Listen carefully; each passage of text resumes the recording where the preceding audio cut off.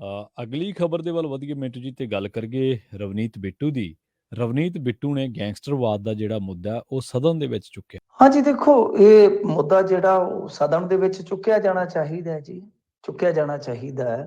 ਗੱਲ ਇਹ ਆ ਕਿ ਹੁਣ ਜਦੋਂ ਐਸੇ ਹਾਲਾਤ ਬਣ ਗਏ ਨੇ ਕਿ ਸਾਨੂੰ ਕਿਤੇ ਨਾ ਕਿਤੇ ਲੋੜ ਹੈ ਕਿ ਬਈ ਅਸੀਂ ਲਾਅ ਐਂਡ ਆਰਡਰ ਦੇ ਪੱਖੋਂ ਥੋੜੇ ਜਿਹੇ ਬੇਚੈਂਤ ਹੋਈਏ, ਕਿਉਂਕਿ ਬੜੀ ਜ਼ਿਆਦਾ ਚਿੰਤਾ ਰਹਿੰਦੀ ਆ ਜੀ ਆਮ ਬੰਦੇ ਨੂੰ, ਕਿਉਂਕਿ ਸ਼ੂਟ ਆਊਟ ਕਦੇ ਹੋ ਗਿਆ, ਕਦੇ ਕਿਸੇ ਦਾ ਮਰਡਰ ਹੋ ਗਿਆ, ਤਾਂ ਉਹ ਚੀਜ਼ਾਂ ਜਿਹੜੀਆਂ ਡਰਾਉਂਦੀਆਂ ਨੇ ਆਮ ਨਾਗਰਿਕ ਨੂੰ। ਤਾਂ ਨਾਗਰਿਕ ਜਿਹੜਾ ਤੁਹਾਡਾ ਉਹ ਡਰ ਤੋਂ ਬਾਹਰ ਹੋਣਾ ਚਾਹੀਦਾ, ਉਹ ਆਪਣੇ ਕੰਮਕਾਰ ਵੱਲ ਧਿਆਨ ਦੇਵੇ, ਆਪਣੀ ਜੋ ਮਿਹਨਤ ਮਸ਼ੱਕਤ ਕਰਦਾ ਹੈ ਉਹਦੀ ਉਸ ਪਾਸੇ ਹੀ ਦ੍ਰਿਸ਼ਟੀ ਜਿਹੜੀ ਆ ਉਹ ਜਾਵੇ ਤੇ ਬਿਹਤਰ ਆ। ਪਰ ਧਿਆਨ ਖਿੱਚਿਆ ਜਾਂਦਾ ਜਦੋਂ ਇਸ ਤਰ੍ਹਾਂ ਦੀਆਂ ਘਟਨਾਵਾਂ ਵਾਪਰਦੀਆਂ। ਤਾਂ ਰਵਨੀਤ ਬਿੱਟੂ ਨੇ ਮੁੱਦਾ ਚੁੱਕਿਆ ਵਾ ਤੇ ਨਾਲ ਉਹਨਾਂ ਨੇ ਇਸ ਚੀਜ਼ ਨੂੰ ਜੋੜਿਆ ਹੈ ਕਿ ਪੰਜਾਬ ਦੇ ਹਾਲਾਤ ਜਿਹੜੇ ਆ ਪੈਰੋ ਪੈਰ ਬਦਤਰ ਹੋ ਰਹੇ ਆ, ਸਰਕਾਰ ਉੱਥੇ ਕੁਝ ਕਰ ਨਹੀਂ ਪਾ ਰਹੀ। ਮਸਲਾ ਤਾਂ ਉਹਨਾਂ ਨੇ ਇਹ ਵੀ ਜੋੜਿਆ ਕਿ ਇਹ ਕਹਾਣੀ ਬਿਲਕੁਲ ਟੈਰਰਿਜ਼ਮ ਦੇ ਦੌਰ ਵੱਲ ਫਿਰ ਜਾ ਰਹੀ ਆ। ਕਾਫੀ ਵੱਡੇ ਸ਼ਬਦ ਤੇ ਕਾਫੀ ਵੱਡੀਆਂ ਉਹਨਾਂ ਨੇ ਕਿਤੇ ਨਾ ਕਿਤੇ ਕਹਿ ਲਓ ਕਿ ਫਿਕਰਮੰਦੀਆਂ ਉੱਥੇ ਜਤਾਈਆਂ ਨੇ।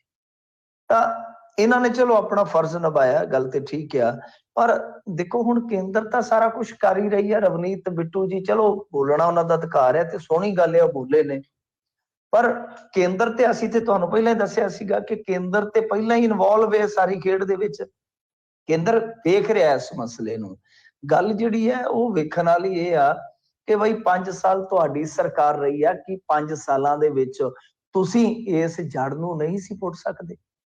ਤੁਸੀਂ ਤਾਂ ਕੁਝ ਵੀ ਨਹੀਂ ਕਰ ਸਕੇ, ਨਾ ਡਰੱਗ ਦੇ ਮੁੱਦੇ ਤੇ, ਨਾ ਬੇਅਦਬੀ ਦੇ ਮੁੱਦੇ ਤੇ, ਨਾ ਬੇਰੁਜ਼ਗਾਰੀ ਦੇ ਮੁੱਦੇ ਤੇ, ਕਿਸੇ ਵੀ ਮੁੱਦੇ ਤੇ ਤੁਸੀਂ ਦੱਸ ਦਿਓ ਕਿ 100 ਚੋਂ 100 ਨੰਬਰ ਤੁਹਾਨੂੰ ਮਿਲੇ ਹੋਣ। ਠੀਕ ਆ, ਤੁਹਾਡਾ ਕੰਮ ਹੈ, ਤੁਸੀਂ ਜਾ ਕੇ ਉੱਥੇ ਮੁੱਦੇ ਚੁੱਕਣੇ ਆ, ਪਰ ਮੁੱਦੇ ਜਿਹੜੇ ਆ ਉਹ ਤੁਹਾਡੇ ਕੋਲ ਜਦੋਂ ਸਮਾਂ ਸੀਗਾ ਹੱਲ ਕਰਨ ਦਾ ਤਾਂ ਉਹ ਮੁੱਦੇ ਉਦੋਂ ਤੁਹਾਡੇ ਕੋਲ ਹੱਲ ਨਹੀਂ ਹੋਏ। ਵੱਡੀ ਗੱਲ ਇਹ ਆ।